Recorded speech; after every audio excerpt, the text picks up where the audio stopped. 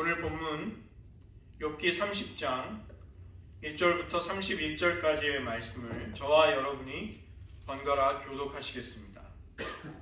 그러나 이제는 나보다 젊은 자들이 나를 비웃는구나. 그들의 아비들은 내가 보기에 내 양떼를 지키는 개 중에도 둘만하지 못한 자들이니라. 그들의 주를 있을 때나 쓰니 그들의 손의 내게 있을 수 있으리라.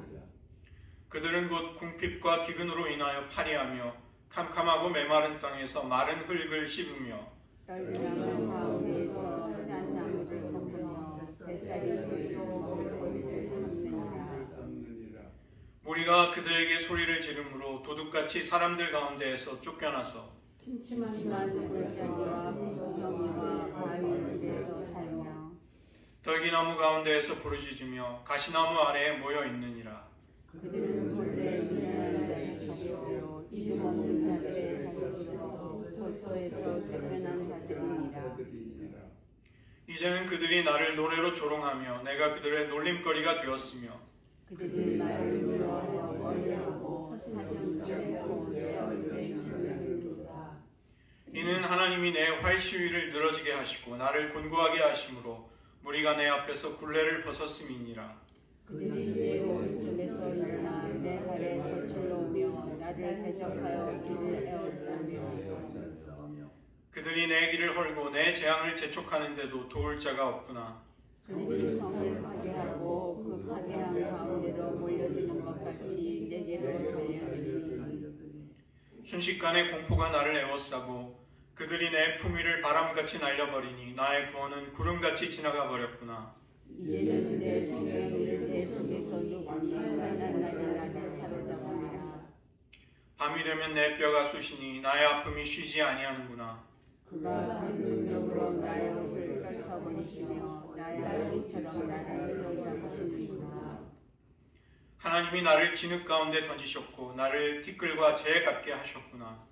내가 주께 부르짖으나 주께서 대답하지 아니하시오며 내가 섰사오나 주께서 나를 돌아보지 아니하시나이다. 주께서 돌이켜 내게 잔혹하게 하시고 힘있는 손으로 나를 대적하시나이다. 나를 바람 위에 들어 불러보내시며 무서운 소리로 나를 던져버리시나이다. 내가 아나이다. 주께서 나를 죽게 하사 모든 생물을 위하여 정한 집으로 돌려보내시리이다. 그러나 사람이 영원히 거룩한 손을 들지 아니하며 재앙을 저희에게 덮으시고 보내지 아니하실까. 고생의 나를 보내는 자를 위하여 내가 울지 아니하였는가? 빈궁한 자를 위하여 내 마음에 근심하지 아니하였는가? 내가 복을 받았더니 화가 왔고 강명을 기다렸더니 흑암이 왔구나. 내 마음이 들끓어 고요함이 없구나. 환난 날이 내게 임하였구나. 나는 햇빛을 쬐지 않고도 검어진 벽을 가지고 걸으며 회중 가운데 서서 도움을 부르짖고 있느니라. 나는 이리의 형제요 타조의 벗이로구나. 나를 갖고 있는 피부는 검어졌고 내 뼈는 늙기로 말미암았구나. 함께 읽겠습니다. 내 죽음은 통곡이 되었고 내 피리는 애곡이 되었구나. 기도하시겠습니다. 하나님, 욥이 자신의 정당함과 결백함을 하나님 앞에 끝까지 주장하는 그의 모습 속에 우리는 부당하게 고난당하신 주님을 떠올리게 되며 성도 역시 애매하고 어려운 고난 속에 휩싸이는 것을 깨닫게 됩니다. 저희들 욥의 영적인 투쟁과 그의 믿음의 발자취 속에 우리들 역시 동일하게 걸어가야 할 그 길들을 오늘도 믿음으로 걸어가게 하시고 우리의 고난 너머에 있는 희망, 하나님이 우리를 마침내 회복시키고 변호해 주시고 명예롭게 우리의 모든 영광을 되돌려 놓으실 그날을 확신하면서 믿음으로 모든 고난들을, 어려움들을 능히 인내하게 하여 주시옵소서. 모든 말씀 예수님의 이름으로 기도드립니다. 오늘 이 시간에는 29장부터 31장까지를 함께 살펴보겠습니다. 욥이 최종적으로 자신이 하나님 앞에 하고 싶은 절실한 말을 토해내고 있는 그 마지막 단락이 되는 것이죠. 그 다음부터 이제 32장에 엘리후가 나타나고 욥은 그토록 간절히 뵙기를 원했던 하나님을 만나게 됩니다. 29장을 먼저 보시면 이 29장에는 욥이 과거의 하나님과 얼마나 아름답고 귀한 삶을 누렸는가 그것을 회상하는 내용이 나오는 것이죠. 어떤 잃어버린 행복을 되찾고 싶다는 필사적인 갈망을 품을 때 그 갈망 속에 미래에 대한 씨앗, 미래에 하나님이 우리에게 주실 전조 이런 것들이 들어있다면 그것은 은혜가 되는 것입니다. 만약에 욥의 탄식과 그의 울부짖음이 비극으로 죽음으로 회복이 없이 끝나게 된다면 그것은 비극이 될 것입니다. 그러나 이 지금 욥의 간절한 갈망과 자신의 과거를 부르짖으면서 그 행복했던 날들을 간절히 원하는 그의 마음은 미래에 그에게 주실 하나님이 주실 결말 이러한 것들을 그 안에 품고 있는 것입니다. 제가 비교적 제일 연소한 것 같지만 저 역시도 이제 지나온 세월이 남아있는 날들보다 더 많은 그런 나이가 되었습니다. 어린 시절에 젊은 시절에 동경하던 바 간절히 갈망하던 바가 이루어지지 못한 것이 많죠. 그 다음에 완전하지 못한 것이 있습니다. 그러나 그 갈망을 품었던 것은 그 즉시였지만 현실 속에서는 사라져버리는 것이 된 것입니다. 예를 들면 첫사랑의 낭만, 정말 잠 못 이루면서 보냈던 순간들, 또 신학생으로서 가슴 설레는 그 교육을 받으면서 교정에 거닐던 시절들, 훌쩍 수십 년 전의 이야기가 되었습니다. 교회와 목회의 현실을 겪어보게 되고, 그러나 저는 여기서 다시 한번 희망을 품고 더 먼 미래를 바라볼 수 있게 된 것입니다. 욥이 단지 과거를 묘사하는 것이 아니라 그는 깊은 갈망을 표현하고 있는 것이죠. 30장 1절을 29장 1절을 보시면 욥이 풍자에 이르되 나는 지난 세월과 하나님이 나를 보호하시던 때가 다시 오기를 원하노라. 나는 간절히 원하노라. 내가 얼마나 바라고 간절히 원하였던가. 이것은 단순히 과거가 아니라 그의 영혼의 깊은 갈망인 것입니다. 욥은 그 다음에 2절부터 6절에서 하나님과 얼마나 친밀한 우정과 사랑의 관계를 나누었는가 그것을 말하는 것이죠. 이 29장 전체를 보시면 욥은 하나님과 맺었던 아름다운 관계 속에서 그가 사회에서 사람들과의 관계 속에서도 존귀와 사랑과 존경을 받았던 것을 볼 수 있습니다. 그가 그토록 사랑과 존경을 받는 사람으로 과거에 살 수 있었던 것은 하나님과의 교제 속에서 하나님과의 깊은 우정과 동행의 삶을 살았기 때문에 가능하였습니다. 욥은 그 시절을 하나님이 나를 보호하시던 때였다. 그분의 등불이 비치고 그분의 빛을 의지하면서 암흑 속에서도 걸어갈 수 있었던 때였다. 이렇게 이야기를 합니다. 또 4절을 보시면 원기왕성하던 날, 영육간의 모든 것이 축복을 받고 형통하던 때를 말하는 것이죠. 이 29장 4절의 하반절을 영어 성경 NIV는 뭐라고 번역을 했냐면 When God's intimate friendship blessed my house. 그때에는 하나님의 친밀한 우정이 내 집을 축복하였습니다. 이렇게 번역이 되어 있습니다. 하나님과 맺었던 그런 놀라운 관계를 누리면서 살아왔던 욥이었기에 지금 하나님께 단절당하고 하나님께 버림받는 것과 같은 비참한 삶, 이것은 그에게 엄청난 충격으로 다가오는 것입니다. 욥의 고난은 영원부터 아버지의 품속에 계셨고 아버지에게 버림을 받으시는 고통당하시는 예수님을 예표하는 것이죠.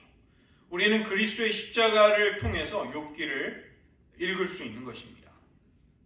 욥이 그가 받았고 누렸던 축복을 설명하는 구절들을 보시면 오늘날 우리가 듣는 번영의 복음과는 굉장한 질적인 차이가 있는 것을 볼 수 있습니다. 욥은 하나님과의 사랑의 관계를 가지고 복의 근원이 되어서 살아갔습니다. 그로 인해서 하나님의 복이 많은 사람들에게로 전달되었고 퍼져나간 것이죠. 이것이 그의 영광스러운 과거의 삶이었습니다. 욥은 7절부터 17절에서 구원자로 사회에서 많은 사람을 도우며 살아갔던 그 시절의 존귀와 위엄을 또 간절히 바라는 것이죠. 사람들이 과거의 욥을 인정하고 존경하고 사랑했는데 그가 많은 재산을 가지고 높은 지위가 성공을 했기 때문이 아니라 사회 속에서 다른 이들에게 하나님의 사랑과 공의와 선을 끼치는 사람으로 살았기 때문에 그런 것입니다. 12절과 13절을 보시면 자기 스스로를 도울 수 없는 그 당시 사회 속에 네 부류의 사람들이 나옵니다. 빈민, 고아, 망하게 된 자와 과부. 욥은 이런 사람들을 결코 외면하지 않고 마음을 써서 힘을 다해 도와주었습니다.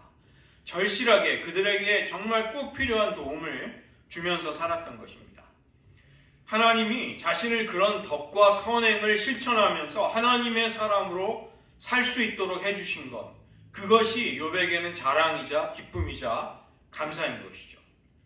지금 우리가 대한민국을 위해 기도해야 할 때입니다. 욥이 과거에 어떠한 삶을 살았는가, 이 내용이 우리가 염두에 두어야 할 내용인 것이죠.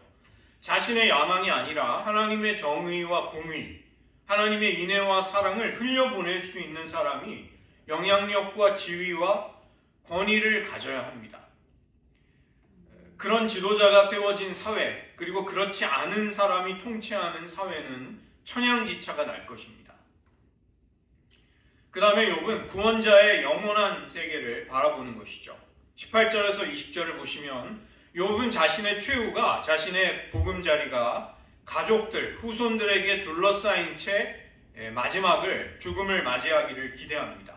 단순히 오래 사는 장수가 아니라 의인이 자신의 뿌리로부터 가지가 번성하고 자신의 생명의 근원과 열매 모두가 다 아름답게 번창하는 그런 훗날을, 미래를 꿈꾸는 것이죠. 이스라엘도 그런 역사를 기대하였습니다. 시편 72편을 보시면 왕을 위한 기도의 시편이 나옵니다. 하나님과 의로운 관계를 맺고 교제하는 하나님의 아들로서의 왕이 정의와 공의를 사회 속에 펼쳐주기를, 하나님이 그런 왕으로 축복해 주시기를 시편 기자는 노래했던 것입니다. 그러나 우리는 현실 속의 왕들과 지도자들에게는 실망하게 되는 것이죠. 그러나 예수님이 바로 그런 왕으로 우리에게 오셨고 그 약속이 실현되었음을 인해 우리는 지금 기뻐할 수 있는 것입니다. 예수님의 재림은 우리가 그분에게 거는 기대와 희망이 성취되는 날이 될 것입니다. 그래서 그때까지 이 땅에서 우리는 성도의 삶을 살아가는 것이죠. 그 다음에 21절부터 25절에서 구원자의 주권에 대해서 욥은 회상하는 것이죠. 욥의 말과 성품, 그에게서 나오는 공의로운 행동과 통치, 그의 리더십은 사람들에게 생명을 가져왔습니다. 29장 24절을 보시면 나의 얼굴빛, 이 얼굴빛이라는 표현은 하나님이 자기 백성에게 은혜를 베푸실 때 사용하는 말이죠. 대표적으로 민수기 6장의 아론의 축복 기도에 하나님이 얼굴의 빛을 자기 백성에게 비추어 주시기를, 그것을 축복으로 보는 것입니다. 욥은 자기 백성에게 하나님의 형상과 모양으로 서서 선한 영향력을 끼치는 삶을 살았다는 것입니다. 얼마나 고귀하고 존귀한 삶을 살았던가. 바로 아담이 본래 하나님에게 소명으로 받은 그런 삶을 살았다는 것입니다. 하나님과 교제하면서 동산에 거니시는 여호와의 음성과 발자국 소리까지 들을 수 있는 그런 존재로 살면서 하나님이 맡겨주신 모든 피조세계를 다스리는 존귀와 위엄, 이것이 인간에게 부여된 영광이었던 것이죠. 그러나 아담의 실패를 예수님은 완전한 순종으로 극복하셨습니다. 그래서 예수님은 마지막 아담으로, 둘째 사람으로 오셔서 타락한 피조세계를 회복시켜 주시고, 그것은 곧 우리에게 그 아담의 실패한 역할을, 소명을 회복시켜 주시는 것이죠. 그래서 주님을 사랑하고 따르는 성도들은 장차 세상을 주님과 함께 다스리게 될 것입니다. 그리고 우리는 이미 이 땅에서 하나님의 뜻을 따라 살아가면서 부분적으로 또 우리에게 주신 기회와 소명에 따라서 그러한 삶을 살기 시작하는 것이죠. 욥의 갈망과 소원은 바로 창조와 구속의 목적 속에서 하나님이 의도하신 대로의 삶, 소명을 받은 그 삶을 과거에 살았노라. 나는 그것이 회복되기를 바란다. 그런 갈망인 것입니다. 다윗 왕과 그의 후손들, 그리고 아담에게 주셨던 본래적인 소명, 무엇보다도 예수님의 모형과 예표로서 또 그리스도 안에 있는 모든 신자들을 지금 욥은 대표해서 그의 안에 간절한 갈망을 표현하고 있는 것입니다. 그 다음에 이런 과거의 위험을 빼앗기고 탄식하는 모습이 오늘 우리가 읽은 30장에 나오는 것이죠. 하나님의 심판이 가지는 가장 고통스럽고 무서운 점은 무엇인가 하면 그 심판이 인간을 인간 이하의 존재로 비인간화시킨다는 것입니다. 하나님의 형상과 모양을 가지고 존귀와 명예를 가지고 살던 인간이 하나님의 심판 아래 떨어지게 되면 짐승 수준의 피조물로 전락해버리게 됩니다. 욥은 치욕스러운 경험을 하면서 무엇보다 하나님이 자기를 적대시하고 자기를 미워하신다는 사실 앞에 말할 수 없이 당혹스러워하는 것이죠. 29장에서 하나님의 미소 아래 하나님의 얼굴빛을 마주하며 살아가는 삶을 살았던 그가 30장에 보시면 하나님이 자신을 원수와 같이 여기시며 그분의 진노 아래 떨어진 자신의 삶을 고통스러워하고 있는 것입니다. 낙원과 같은 과거를 회상하고 떠올릴지라도 지금 내가 겪고 있는 것은 지옥과 같은 현재일 뿐입니다. 이것이 욥의 고백입니다.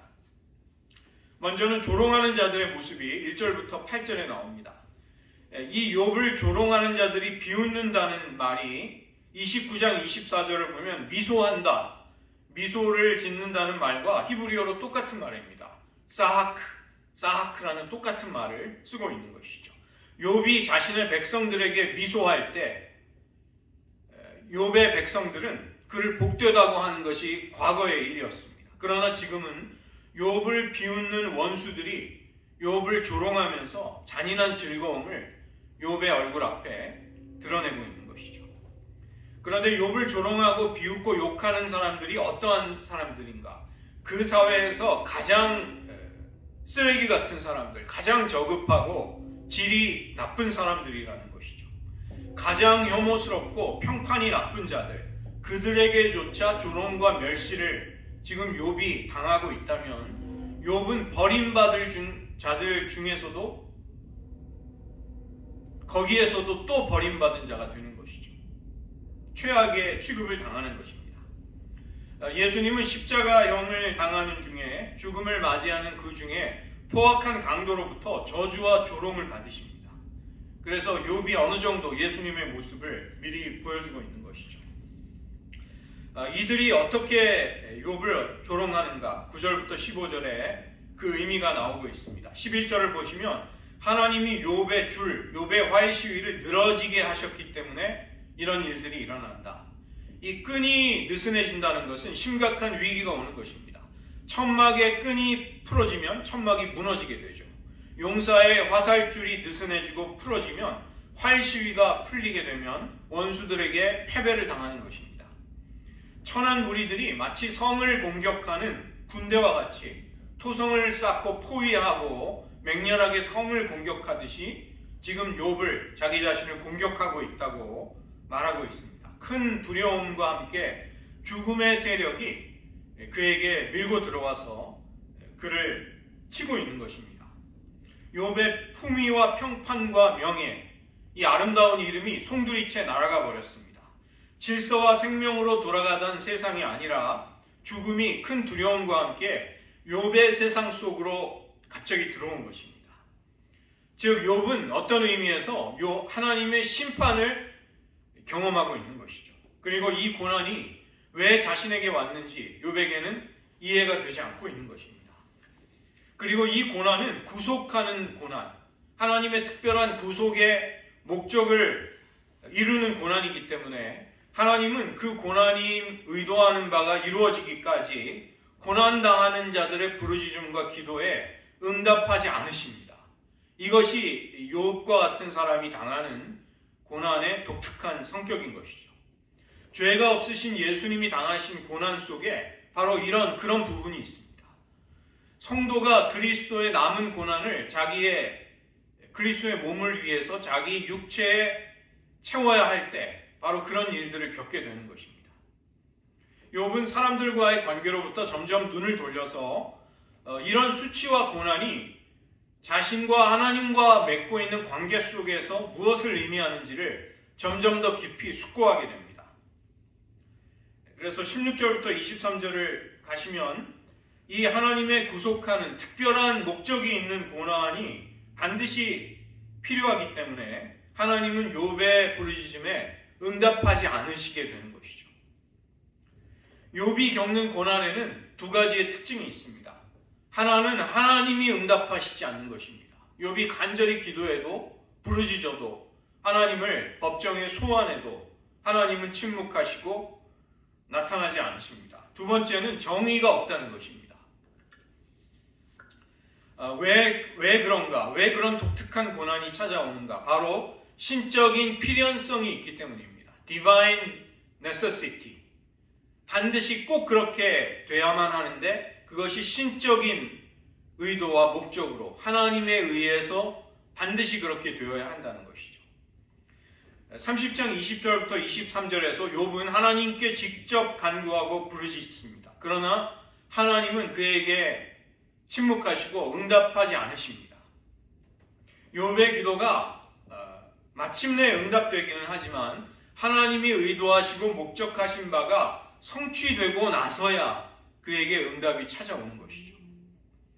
하나님이 우리의 긴급한 간절한 부르짖음에 마치 침묵하시는 것처럼 우리를 대하실 때가 있습니다.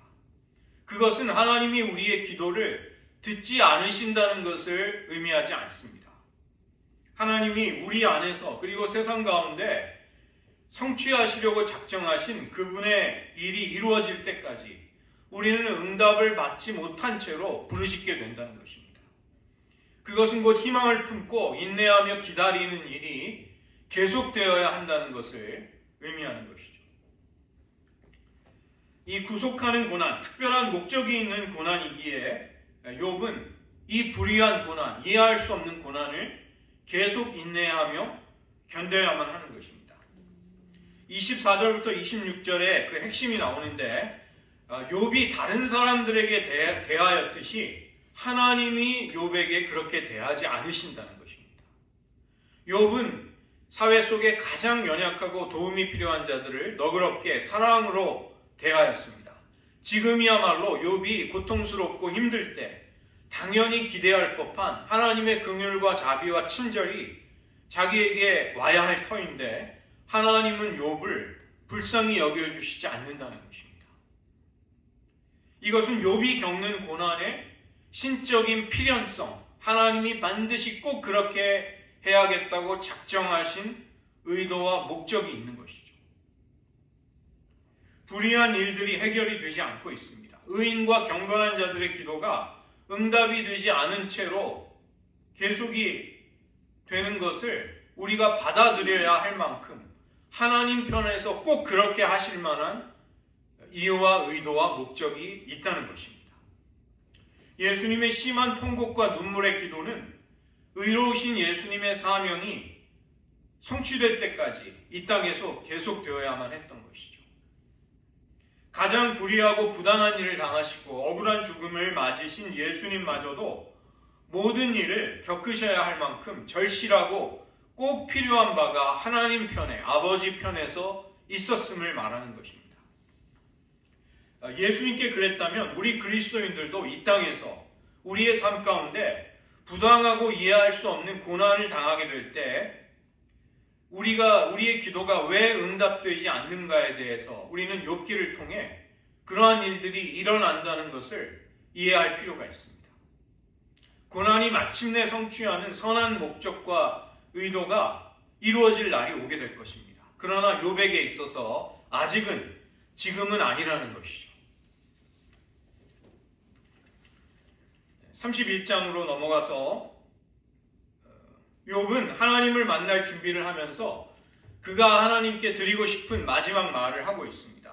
이 히브리어에는 이 대칭, 대꾸를 이루는 것이 히브리어의 중요한 특징인데 굉장히 정교한 문학적인 구조가 있습니다. 그래서 제가 조금 여러분들이 보시기에 왜 저렇게 표를 그려왔나, 이게 문학적인 구조가 있기 때문에 그런 것입니다. 먼저 언약에 대해서 이야기하고 그 언약을 지키기 위한 도전 속에서도 신실하게 그것을 지켰노라 대답을 하고, 구체적으로 10가지에 걸쳐서 나는 하나님의 언약에 신실하고 충성을 다했다는 것을 욥이 이야기를 하죠. 그 다음에 도전이 계속되는 것을 다시 이야기하고, 그 다음에 언약을 다시 한번 확증함으로써 끝나는 것입니다. 그래서 A, B, C, B-A- 이렇게 앞뒤, 맨 바깥과 바깥이 서로를 이렇게 둘러싸는 구조로 그렇게 되어 있습니다.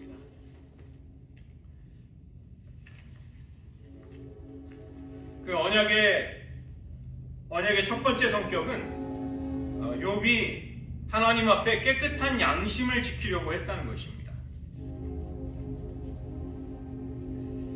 31장 1절을 보시면 내가 내 눈과 약속하였나니, 내가 내 눈과 언약을 맺었습니다. 내가 어찌 처녀에게 주목하랴. 이것은 그냥 여자를 보는 것이 아니죠. 젊은 남자가 매력적인 여자에게 마음이 끌려서 눈길이 가는 그것은 인지상정이고 인간의 하나님이 주신 자연스러운 성품이 흐르는 바입니다. 그러나 그것을 말하는 것은 아니죠. 욥은 자기 아내가 아닌 여자를 어떤 불순한 마음을 품고 바라보지 않겠노라, 이것을 자기의 눈과 언약했다는 것입니다. 그러한 언약을 한 이유는 하나님이 자신의 길과 자신의 마음을 다 살피시고 헤아리시는 분이시기에 하나님 앞에서 나의 정결한 양심을 지키겠다는 결단이었던 것이죠. 4절에 보시면 32장 4절, 그가 내 길을 살피지 아니하시느냐, 내 걸음을 다 세지 아니하시느냐.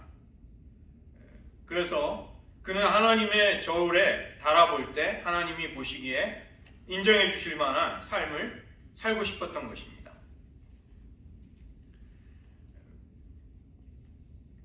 그 다음에 욥은 신실한 마음으로 그것을 지키기를 결단하고 있습니다. 4절부터 6절에서 욥은 하나님 앞에 그 자신의 깨끗한 마음을, 중심을 지키고 싶었고, 하나님을 향한 신실함을, 언약을 지켜나가는 삶 속에서 실천하려고 했던 것이죠. 이 7절부터 34절에 이르는 그 긴 단락 속에서 욥은 여러 가지 면에서 하나님의 언약을 지키기 위해 최선을 다한 그의 정결한 삶에 대해서 이야기하고 있습니다. 먼저는 7절과 8절인데 그는 그의 마음이 탈선하지 아니하였다고 말하는 것이죠.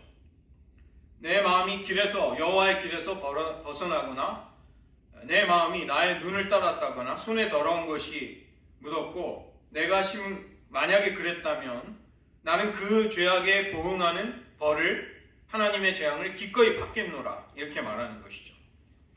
두 번째로 그는 마음의 간음, 성적인 유혹으로부터 하나님 앞에 언약의 신실함을 지키려고 최선을 다했노라고 이야기를 합니다.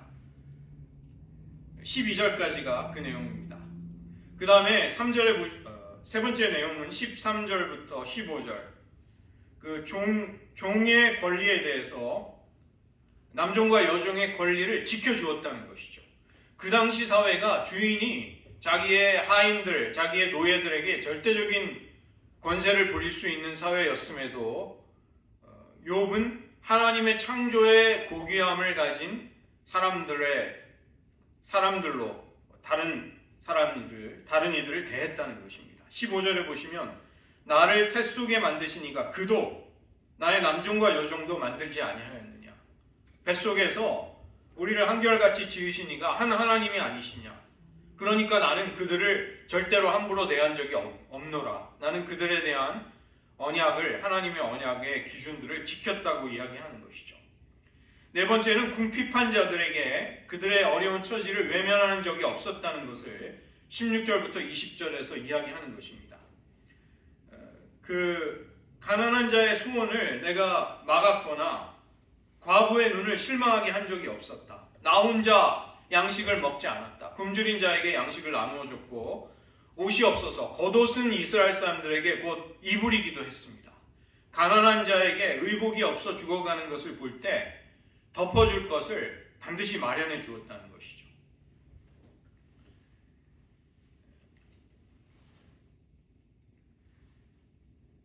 그 다음에 다섯 번째로는 21절부터 23절에서 사회적인 약자들, 법적인 보호를 받을 수 없는 자들을 보호해주는 일을 했다는 것입니다. 그들이 포악하고 불의한 사회의 희생양이 되지 않도록 그들을 도와주는, 보호해주는 역할을 했노라. 이것을 31장 21절, 23절까지 해서 이야기합니다. 그 다음에 여섯 번째로는 내가 재물을 의지하면서 하나님보다 돈을, 만몬을 더 의지하면서 나는 범죄하지 아니하였다. 나는 하나님을 향한 신뢰를 물질, 재물과 돈에 대한 신뢰보다 언제나 앞세웠노라. 그렇게 이야기하는 것이죠. 돈이 많다는 것이 문제가 아니라 돈이 많은 사람들은 겸손해지기가 대단히 어렵습니다. 그리고 하나님을 의지하는 것이 어렵습니다. 그러나 욥은 자신이 많은 재물을 소유하였음에도 재물에 마음을 두지 않았다. 하나님보다 내 소유를 더 의지한 적이 없었다. 이것을 말하는 것이죠. 그 다음에 26절로 28절에 보시면 이것은 천체와 자연계에 하나님이 지으신 해와 달과 별들을 숭배하는 미신에 빠지지 아니하였다. 나는 살아계신 하나님만을 경외하였지 사람들이 어리석은 우상 숭배에 빠질 때 거기에 동조하거나 내 마음이 혹시라도 흔들린 적이 없었노라. 이것을 이야기합니다. 그 다음에 여덟 번째로 원수들에게 잔인하게 대하지 않고 원수들에게도 공정하게 자비를 베풀었음을 29절과 30절에서 이야기합니다. 다시 한번 그 다음에 아홉 번째, 나그네를 대접하는 데 있어서 그는 최선을 다했다. 하나님을 부지불식 중에 찾아온 하나님과 그의 천사들을 아브라함이 대접하는 장면이 창세기에 나오죠. 그래서 우리가 그런 친절을 베풀 때 우리는 하나님의 뜻을 행하게 되는 것입니다. 마지막으로 33절로 34절을 보시면 나는 위선에 빠져서 나의 죄악과 허물을 감추려고 하지 않았다. 내가 더 그럴듯한 사람인 것처럼 나를 꾸미지 않았노라. 내가 잘못한 것을 잘못했다고 공개하였고 나의 죄와 허물을 노출하는 삶을 살았다. 굉장한 깊은 경건의 모습이죠. 그렇게 하기가 정말 쉽지 않습니다. 그래서 욥은 이제 이런 하나님의 뜻에 대해서 그가 계속되는 도전 앞에서도 하나님의 뜻을 행하였음을 말하는 것입니다. 여기 오늘 31장 35절부터 37절은 욥이 하나님께 드리고 싶은 그의 가장 절실한 말이 여기에 나와 있습니다. 나의 변명을 들어다오. 내가 나를 변호하는 것을 하나님이 들어주시기를 원하노라. 나의 서명이 여기 있으니 여기 서명이라고 지금 번역이 되어 있는데 히브리어로 마지막 알파벳입니다. 그래서 이건 최종적인 증언을 말하는 것이죠. 나의 모든 것을 건 나의 최종적인 증언에 대해서 하나님이 답변해 주시기를 원한다. 전능자가 나에게 대답해 주시기를 원한다. 나에게 고소장을 가져온다면 나는 그 고소장을 마치 자랑스러운 것처럼 나의 어깨에 메고 왕관처럼 머리에 쓸 수 있다. 그만큼 나는 하나님 앞에 언약에 대해서 신실한 삶을 살았다.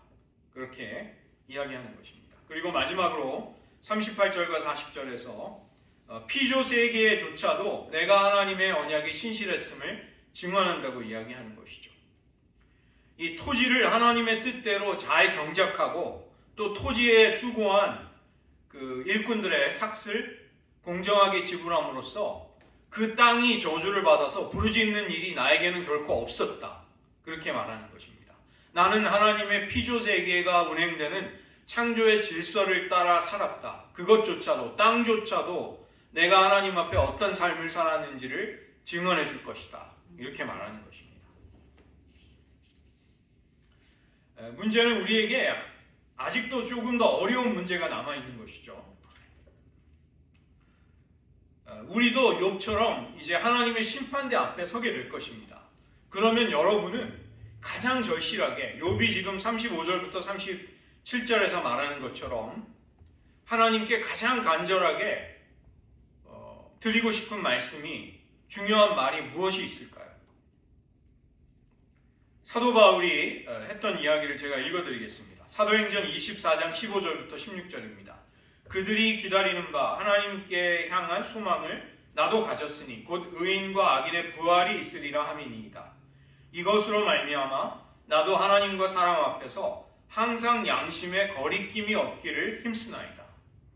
사도 바울은 부활과 심판이 있을 것을 알았기 때문에 나는 항상 양심에 거리낌이 없이 힘썼노라, 최선을 다했노라, 이것을 이야기하는 것이죠. 바로 욥이 오늘 말하고 있는 구절과 똑같은 주제의 이야기를 한 것입니다. 그러나 그럼에도 불구하고 하나님의 침묵과 응답하시지 않는 어려움, 그리고 그 욥의 의로움이, 결백함이 인정받지 못하는 불의한 상황이 해결이 되지 않은 채로 여전히 남아 있을 수 있다는 것입니다. 그래서 여기 오늘 마지막 구절 31장 40절을 보시면 욥의 말이 그치니라. 욥이 이제 마음속에 하나님 앞에 정말 간절히 쏟아내고 싶었던 말을, 많은 분량을 다 토해낸 것이죠. 욥이 말한 것을 우리가 오해하면 이 어려움이 생깁니다. 무슨 얘기냐면, 내가 이런 죄를 짓지 않았습니다. 나는 10가지 내 삶의 모든 영역에 있어서 언약에 대한 신실함을 지켰습니다. 그렇기 때문에 내가 부당한 고난을 당한다는 것을 나는 용납할 수가 없습니다. 문제는 욥이 하나님 앞에 절대적인 의인은 아닌 것이죠. 그도 죄인일 수밖에 없는데, 그가 이런 말을 한다는 것이 어떻게 이해되어야 하는가? 이런 어려움이 있는 것입니다. 욥을 깎아내리고 욥을 공격했던 세 친구들을 하나님은 나중에 정죄하십니다. 세 친구들이 분명히 욥이 절대적 의인이 아니기 때문에 그들이 했던 말 중에도 맞는 말이 맞는데 하나님은 왜 그들의 말을 정죄하셨을까? 이런 문제가 이제 어려움으로 남는 것이죠. 욥은 어쨌든 죄인일 수밖에 없지 않는가? 우리는 욥의 주장을 어떻게 이해해야 하냐면, 간음을 하고 살인을 했음에도 불구하고 자신의 무죄와 하나님 앞에 깨끗함을 주장했던 다윗의 기도 속에서 그의 말을 이해할 필요가 있습니다. 시편 17편 3절에 보시면 그가 이야기한 내용이 나옵니다. 주께서 내 마음을 시험하시고 밤에 내게 오시어서 나를 감찰하셨으나 흠을 찾지 못하셨사오니 내가 결심하고 입으로 범죄하지 아니하리이다. 다윗은 자신의 삶 전체를 깊고 넓은 차원에서 무죄하다고 주장하는 것입니다. 왜냐하면 다윗이 32편에서 성령의 감동으로 말한 것을 로마서 4장 6절이 말하는데, 이러한 것이 없이 하나님께 의로 여기심을 받는 사람의 복에 대해서 다윗이 이야기했다. 이렇게 말하는 것이죠. 즉 다윗은 하나님이 그에게 은혜로 그를 의롭게 인정해 주신 그 은혜와 사랑 속에서 그런 고백을 할 수 있었다는 것입니다. 그가 절대적인 기준에서 어떤 흠도 없이 완벽했기 때문에 무죄를 주장했다고 우리는 그렇게 본다면 욥의 하는 말에 모순에 빠지게 되는 것이죠. 전능자를 신뢰함으로써 자기 자신의 의로움이 아닌 하나님의 의로움을 선물로 받은 우리들은 우리의 무죄함을, 우리의 정결함을 믿음으로 주장할 수 있게 됩니다. 이것을 하나님의 의를 전가받았다고 합니다. 하나님이 그분의 의를 우리에게 옮겨주셨다. 그래서 우리는 의로운 자로 하나님 앞에 또 세상 앞에 설 수 있는 것이죠. 요한일서는 그가 빛 가운데 계신 것 같이 우리도 빛 가운데 행하면 우리가 서로 사귐이 있고 그 아들 예수의 피가 우리를 모든 죄에서 깨끗하게 하실 것이요. 우리는 예수님의 보혈로 용서를 받은 사람들입니다. 그리고 그 피를 계속 주님의 보혈의 공로를 의지하며 살아갈 때 우리는 빛 가운데 계속 행하는 것이죠. 그러면 우리의 결백함과 의로움을 욥과 같이 또 다윗과 같이 사도 바울처럼 주장할 수 있게 되는 것입니다. 나는 부활과 또 심판이 있을 것을 알기에 양심의 깨끗함을 위해, 양심의 정결함을 위해 항상 힘썼습니다. 나는 그런 삶을 살았습니다. 바울이 고백하듯이 욥도 바로 그런 고백을 하고 있는 것이죠. 그러나 욥은 이제 이어지는 엘리후, 그리고 그 다음에 마침내 등장하시는 하나님께 책망과 질책을 받게 되는 것입니다. 즉 욥이 아무리 의롭고 그의 양심과 언약에 대한 신실함을 지켰다 할지라도 그는 더 깊은 차원에서 이제 하나님 앞에 서서 자신의 한계와 자신의 죄성과 연약함을 더 깊이 보고 인정하게 되는 그 단계가 이제 남아있게 되는 것이죠. 오늘 저희들 말씀을 의지하면서 기도할 때 우리가 고난 속에 들어가면 우리는 우리가 잃어버린 것들을 떠올리게 됩니다. 그러나 우리는 욥과 같이 하나님과 동행했던, 우리가 믿음과 양심을 지켰던 떳떳하고 정결한 중심을 하나님께 호소할 수 있는 것이죠. 우리는 고난 속에서도 잃어버리지 않는 것이 있음을 알게 됩니다. 어떤 고난과 죽음도 우리를 하나님의 사랑으로부터 끊을 수 없음을 알게 되는 것이죠. 우리의 의로움이 아니라 욥과 같이 하나님이 우리에게 그리스도의 의를 덧입혀 주셨다는 것, 이것은 사탄도 지옥의 권세도 그 무엇도 우리에게서 빼앗아갈 수 없는 것이 되는 것입니다. 그래서 우리는 그것을 담대하게 주장하며 확신 속에 하나님을 의지하게 되는 것이죠. 또 아울러 욥과 같이 욥이 지금 자신이 결백하고 하나님 앞에 언약에 대한 신실함을 지켰음에도 하나님이 자기를 치시는 것과 같은 고통스럽고 곤혹스러운 어려움에 처하여 있는 것입니다. 우리의 삶 가운데도 그런 어려움이 찾아오는 것이죠. 우리는 나에게 왜 이해할 수 없는 부당한 일들이 일어나는가? 왜 사람들이 나를 공격함으로써 나의 아름다운 이름이 무너지는가? 이것에만 분노할 것이 아니라 성도에게는 욥이 처한 것과 같은 경험들, 또 예수님이 누구보다도 예수님이 겪으셨던 특별한 하나님의 뜻에 따르는 고난의 때가 있음을 기억할 필요가 있습니다. 그때 우리는 하나님이 우리를 마치 다르게 대하시는 것처럼 느껴지기도 하는 것이죠. 우리에게 마땅히 회복되어야 할 의로움이 왜 빨리 회복이 되지 않는가? 우리는 그때 인내하며 기도해야 할 때임을 붙들어야만 하겠습니다. 오늘 말씀을 의지하면서 욥이 그러한 어려운 처지 속에 있지만 그는 고난 속에서 많은 것을 잃어버렸지만 그가 잃어버리지 않은 것에 대해 느꼈던 그의 마음에 대해서 저희들 공감하면서 하나님 앞에 나아가실 수 있기를 바랍니다. 하나님 의지하면서 잠시 기도하겠습니다.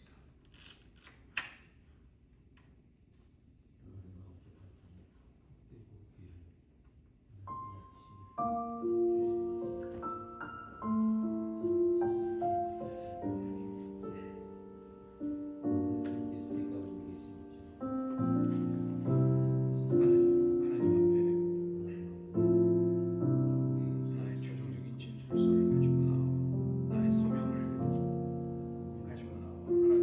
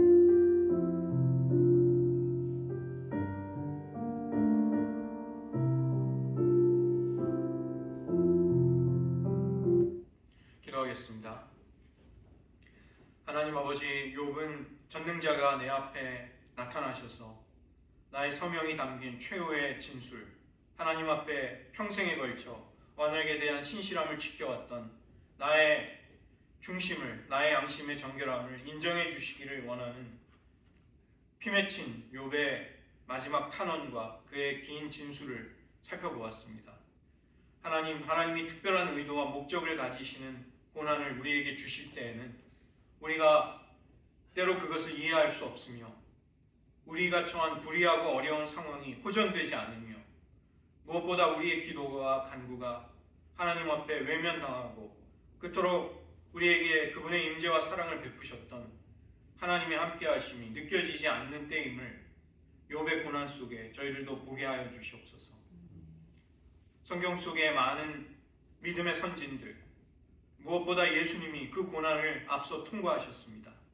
저희들의 삶 가운데도 때로 하나님이 그런 어려움을 주실 때 욥기에 있는 말씀과 같이 인내하며 욥과 같이 하나님 앞에 부르짖기를 멈추지 않을 수 있도록 은혜 베풀어 주시옵소서. 욥은 고난 속에 자신이 잃어버린 것들을 떠올릴 수 있었지만 그러나 어떠한 고난과 사망의 세력조차도 욥에게서 앗아갈 수 없는, 빼앗아갈 수 없는 것들이 있음을 발견하게 됩니다. 하나님, 저희들 고난과 어려움이 도리어 우리가 하나님과의 사랑의 관계 속에 얼마나 깊이 결속되어 있고 하나님의 은혜의 손길이 얼마나 우리를 든든히 주장하시고 붙들고 가고 계시는가를 깨달을 수 있는 저희들 되기를 원합니다. 하나님, 욥의 신앙을 더 깊은 자리로 이끄셨던 하나님, 우리들의 믿음도 하나님과의 깊은 은혜의 자리로 이끌림 받기를 원하며 오늘도 그 여정 속에 주님을 바라보고 주님을 앙망하며 살아가게 하여 주시옵소서. 모든 말씀 예수님의 이름으로 기도드립니다.